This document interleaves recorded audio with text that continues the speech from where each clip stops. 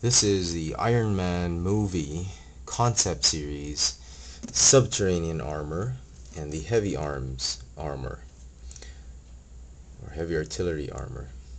Heavy arms, I think. Now both the Subterranean and the heavy arms armors are repaints of each other. The Subterranean is part of Wave 4, and the Heavy Arms is part of Wave 5. Now both these figures were released in 2008 by Hasbro, and they are part of the concept series of the Iron Man movie toy line. They are a continuing series. They did not appear in the movie. They are merely inspirational designs or reconceptualization of the Iron Man armor based on um, events or uh, armor designs from the movie. At any rate, I think these two are the best Iron Man armor or Iron Man figures for both waves, Wave 4 and 5, and these are perhaps the ones you want to get if you were going to get only one from each wave. Uh, with the exception of the shiny gold painted Mark 1 and the Battlemonger, I think these two are the best in those waves. Okay, let's get on with the review. The figures are not a little bit bigger than 6 inches. They're bordering on 7 inches.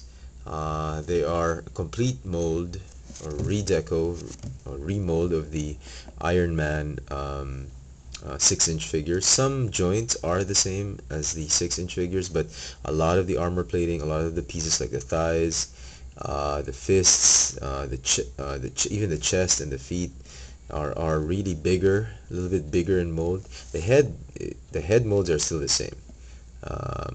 So the head will look a little bit smaller than usual. Let me give you an example of a regular sized Iron Man figure. This is the Walmart exclusive War Machine, or the stealth operation suit, as the packaging calls this one. As you can see, it's a lot thinner, it's a little bit shorter than the two armors. Even if you stand them up, this one is a little bit a couple of millimeters shorter than these two figures. But in general, the heavy arms and the Subterranean figures are just way hulkier and bulkier than a regular sized figure. So definitely you're getting a lot for your money. You're getting your money's worth when you get these two figures. Really value for your money when you get them. So this is the before I remove this guy, just give you one 360 of him. The stealth operation suit, aka the War Machine. The new movie Iron Man 2, I think, will feature an actual War Machine figure, but sadly not in this scale. Perhaps in the 4-inch or in the 10 or 12-inch figures. Oh, sorry about that. Okay. As I was saying, um, definitely, definitely a good 6-inch figure. So get rid of that. On to the Hulk-sized figures. Both of them don't really have any gimmicks. Let's start with the Subterranean armor. The Subterranean armor has a power drill, which is so loose it barely sticks onto the arms, to both arms, and the gimmick is that it just spins. There's no buttons, there's no movement, nothing at all to make it spin. You have to manually spin it, and that's it. So it just looks great, but no gimmicks. So let's get rid of that. The armor itself is painted in sort of cappuccino bronze, I think, and some brownish gray on him. Very nice. Definitely a must-have for Iron Man fans. Just make sure you pick one that has a good paint job, because Hasbro is very notorious for their shoddy paint work or paint application, like this one. If you notice, the dot is a little bit whiter than usual. It's supposed to be a little bit light gray in color, but mine had a chip in the middle, so I went ahead and got some acrylic white paint and painted over it, and it looks better, I think, because it looks like it's glowing. So a little bit of paint customization right there, but very nice.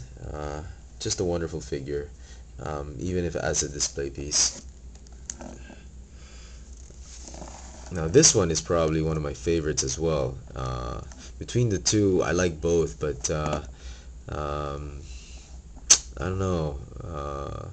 It's tough to choose. I initially liked this heavy arms armor, but now I'm really liking the Subterranean armor as I'm doing this review.